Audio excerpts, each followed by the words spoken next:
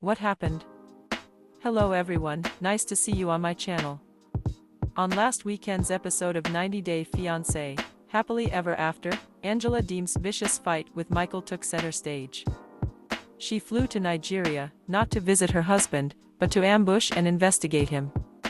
When her surprise visit to his home in the middle of the night didn't lure him outside immediately, she began tearing up his car. But what caused the bloody injuries on Angela's hands that we saw on screen? Did production edit out part of her rampage? Did police handcuff her? It would be inaccurate to say that Angela Deem lost her cool. Over the years, she has demonstrated that she does not have any chill to begin with. But after Michael Ilisanmi once again refused her demand to delete his public Instagram account, she flew into yet another rage. This time, she was not in Georgia.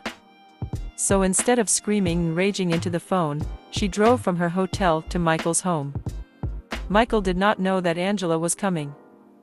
He did not immediately emerge from his home. Would you?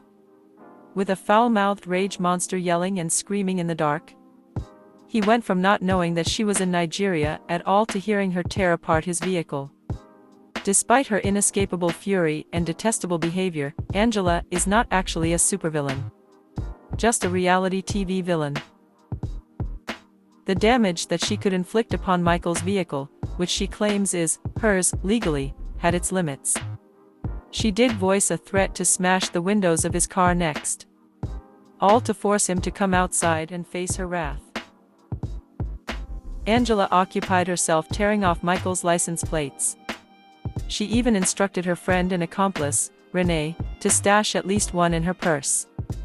We hate to even speculate what was going through Angela's mind during this alarming tantrum. Angela's tantrum could not have had a justification, but it could have been understandable if we understood her official complaint. Please like and subscribe to my channel, and don't forget to click on the bell icon to get new video updates.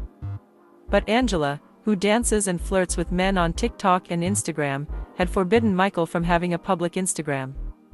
He explained his goal of becoming a paid influencer, but she also refused to send him more money, despite an alleged promise to do so until he got his visa. That wasn't to do him a favor, by the way. Angela didn't trust Michael to work and make his own money. Angela had become convinced that Michael's only purpose in having an Instagram would be to cheat. She also became enraged. Why? Because in her mind, any defiance on his part made him a bad partner. She wants an obedient husband, and, like all abusers, hopes that her rage and tantrums will not only quell his disagreements, but keep him walking on eggshells and eager to please her. Angela also talked herself into Michael's Instagram account, meaning that he is a scammer. She never fully explained how she made this irrational leap.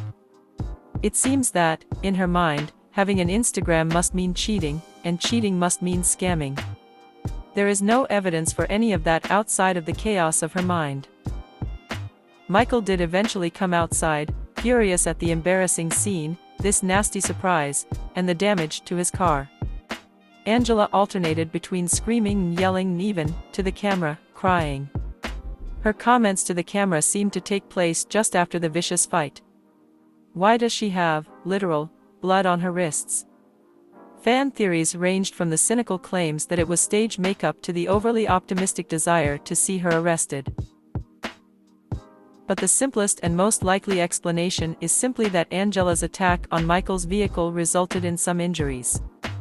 It is not uncommon for abusers to injure themselves while damaging the belongings of their victims. And, in Angela's case, her physical infirmity could make it much easier to bleed from simply prying off license plates. It's not because she's that old.